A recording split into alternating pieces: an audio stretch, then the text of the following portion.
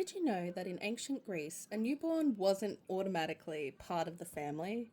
They had to be ritually accepted within the Oikos. This ceremony is called the Amphidromia, literally the running around. Now, I want to preface this video by giving a trigger warning. I will be discussing things like child loss and child sickness. If that's not safe for you to view, please tap out now. Don't push through it by any means. I just want to make sure that everyone that's watching this video, it is safe for you to do so. After a child is born, usually on the 5th day after birth, though some sources say the 7th or even the 10th day after birth, a ritual took place within the oikos at the hearth. The hearth, keep in mind, isn't just a fireplace, it is the sacred center of the oikos, of the household. It is the domain of Hestia. It is the spiritual heart of the home. There are many sources that suggest it's possibly the midwife or even the father who would run around the hearth while holding the child. Some accounts even suggest that it's the child that lays on the ground in front of the hearth while others run around them. And it's not random, it is a symbolic binding of the newborn to the family line, the genos, and it formally expanded the oikos, the household. Ancient sources disagree on almost every fucking thing when it comes to Amphidromia.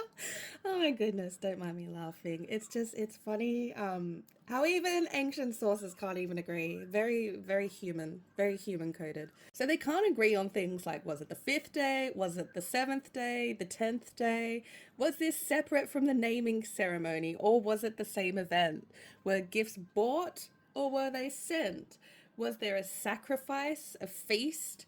Who actually did the running? The basics are barely agreed upon. All that we know is that at some point after birth, someone ran around something near the hearth. That's all we know.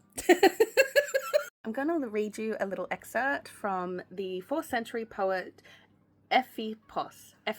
I'm pretty sure that's how you say their name. Anyway, so they're talking about the Amphidromia here. So, then how is it that there is no wreath before the doors? No saver strikes the upturned nose tips, though it's the Amphidromia, in which it is customary to roast slices of Chersonese cheese, and to boil cabbage gleaming in oil, and to bake fat breasts of lamb, and to pluck ring doves and thrushes together with finches, and to nibble squid along with sprats, and to pound many tentacles energetically, and to drink many potent cups of wine. So this is an interesting excerpt because what it does is it tells us that the feast is going to be elaborate. It's going to be grand, and it also makes mention of octopus and squid, which are by Theaetius and Suda, are believed to be the gifts sent by relatives. As this is one of the most substantial surviving texts in regards to Amphidromia and the naming ceremonies, we do need to give it a fair bit of credence because we have not really much else to go off. And so what we can conclude then is that the Amphidromia began with a private celebration, probably restricted to women, which involved examination of the child by running around them. Sacrifice was then given to the gods, which included some drinking and preparation of a feast.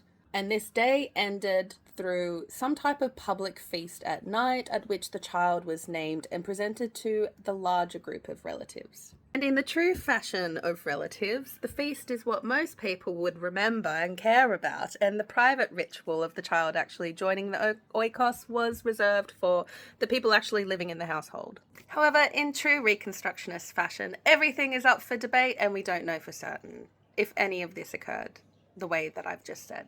Ultimately, this kind of confirms the interpretation of Aristotle that the Amphidromia included the naming day itself, and it was just one day of main festivities rather than two separate occasions and festivals held on different days. So this is where it gets a bit dark, okay? So trigger warning, check out now. 1, 2, 3, okay. So Plato gives us a clue. He compares the Amphidromia to examining a newborn argument. Running around it is to test whether it's worth raising, which suggests that the ritual may have been more than just celebration. It is a recognition or even a sense of like an evaluation of the child itself. So, in some interpretations as well, this was the moment the child is accepted or not. So, weak infants in antiquity didn't always survive, unfortunately.